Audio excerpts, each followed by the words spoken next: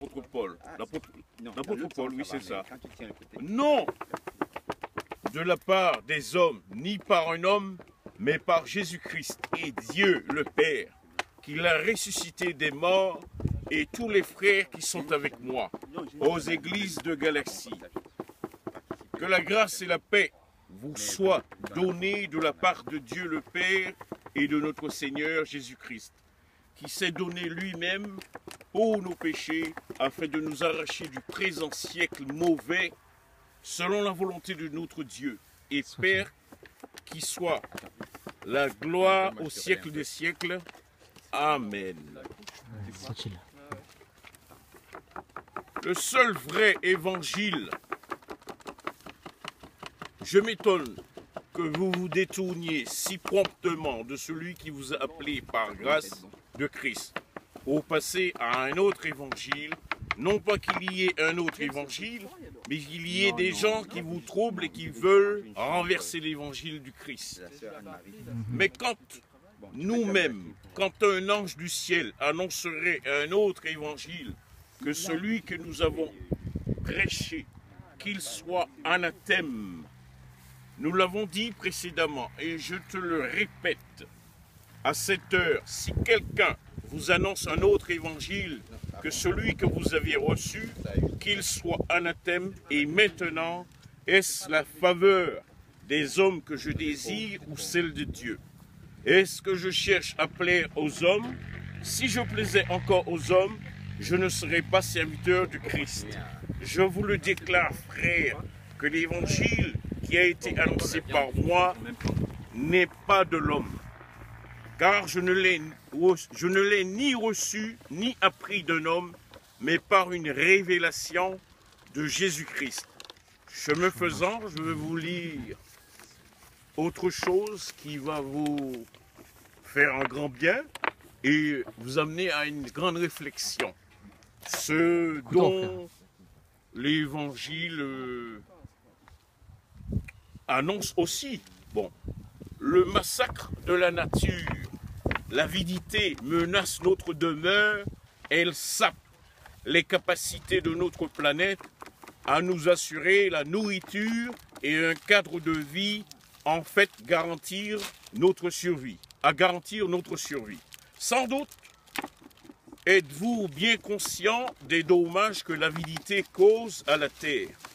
Mais nous rappelons cependant quelques faits. La planète empoisonnée.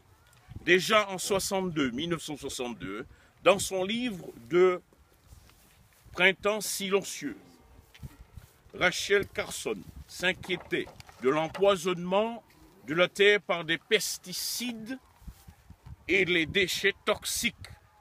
On lit dans le livre un pur carnage. Les humains étaient en train de contaminer leur environnement et de détruire leur habitat, signe annonciateur de l'extinction de l'espèce. Le livre La faim dans le monde, 12 idées fausses, constate que par avidité, les hommes continuent d'empoisonner la planète. Malheureusement, oui. Cherchant à faire un maximum de gains en un minimum de temps, les gros exploitants agricoles n'hésitent pas à surexploiter le sol et les réserves d'eau et à répandre des produits chimiques à tour de bras, sans se soucier de l'érosion, de l'épuisement des nappes souterraines et de la contamination de l'environnement. Au lieu de se protéger, les précieuses forêts tropicales humides essentielles à la survie de la Terre, les hommes les détruisent avec plus d'ardeur que jamais. Les auteurs de l'ouvrage « Loin du paradis historique de l'influence humaine sur l'environnement » 1986 estiment qu'au rythme où on les exploite actuellement, les forêts tropicales, les vivants auront pour ainsi dire disparu d'ici 50 ans. Il s'agit des insectes et consorts.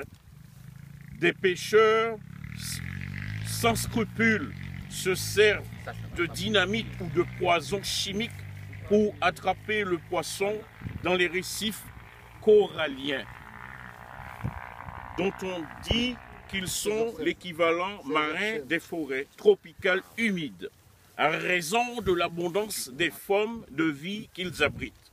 Ces méthodes de pêche barbares et la pollution chimique inconsidérée ont gravement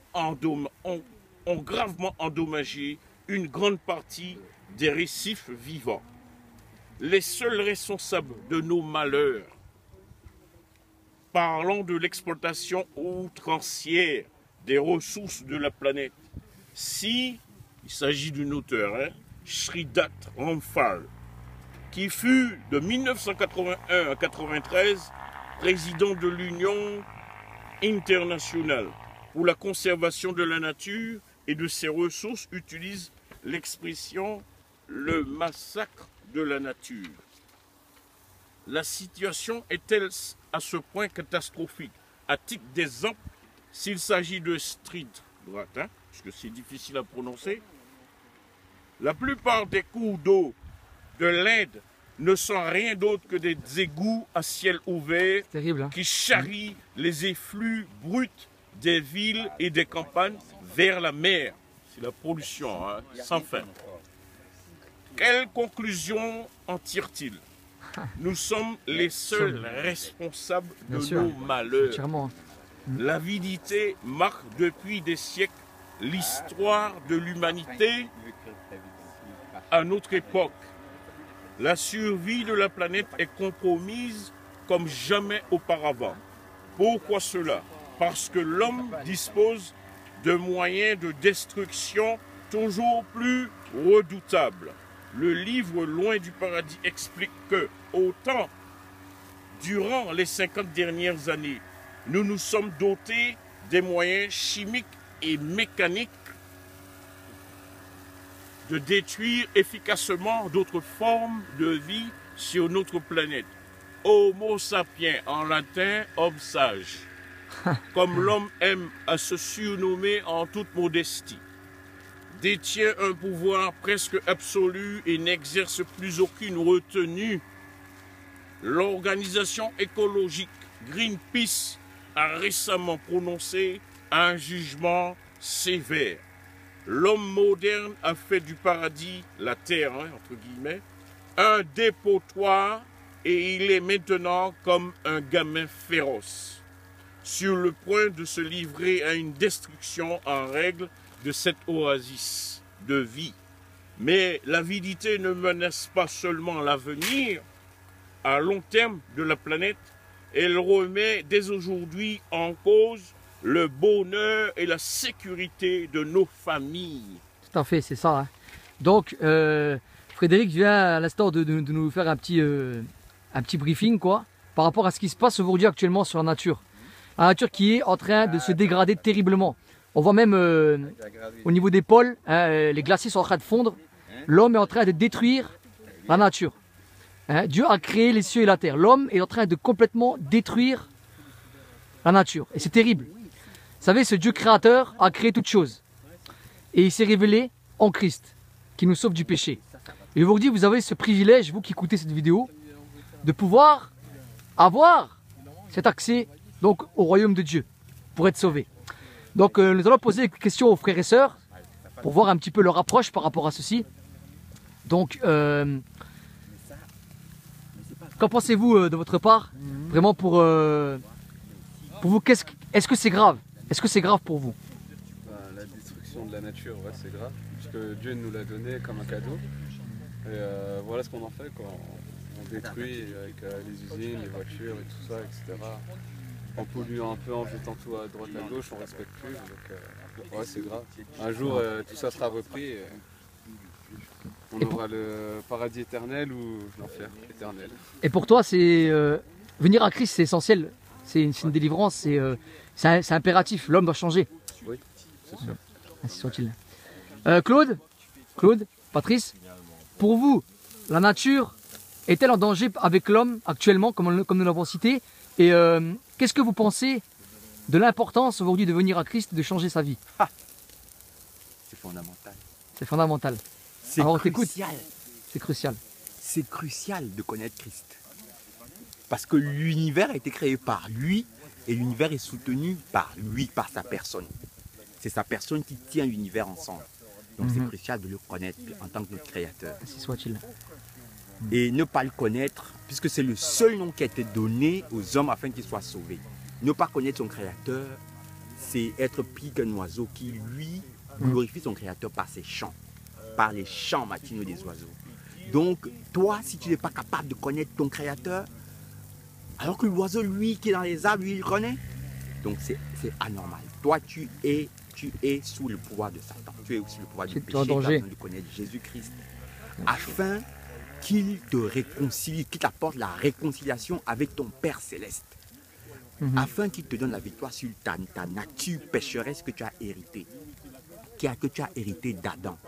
Et que tu deviennes une nouvelle créature et que tu rentres dans le royaume de Dieu et que tu accèdes au paradis de Dieu et que tu sois délivré du chemin qui te mène au séjour des morts, c'est-à-dire en enfer. Donc c'est ça. Voilà. C'est ça vraiment qu'il faut rechercher, c'est ça le fin mot de l'histoire, c'est connaître Jésus-Christ. Voilà. Venez vraiment à Christ. Voilà. Amen. Venez à Christ. Amen. Amen. C'est pas Dieu. Pour toi donc, la nature est-elle en danger? Est-elle en danger? Est-ce que l'essentialité est de venir à Christ? Et pour quelle raison? Pourquoi pour toi, selon toi? Pour moi, la raison de venir au Christ, Oui. ça n'a rien à faire, pour moi, rien à faire avec la nature. Mais je ne veux pas parler égoïste, mais en fait, pour moi, c'est pour moi. C'est pour ma vie. Et ensuite, aussi pour enrichir les vies de tous ces enfants et de tous mes frères qui viennent à lui, qui ont le droit aussi de goûter à sa bonté. Voilà. Soit-il. Voilà, ben, c'était donc ce partage convivial entre nous, donc sur la nature et sur donc ce qui se passe actuellement, donc la dégradation de la nature, et le Christ qui veut nous sauver, nous racheter de tous nos péchés. Amen. Voilà, donc venez à lui et vraiment soyez vraiment bénis.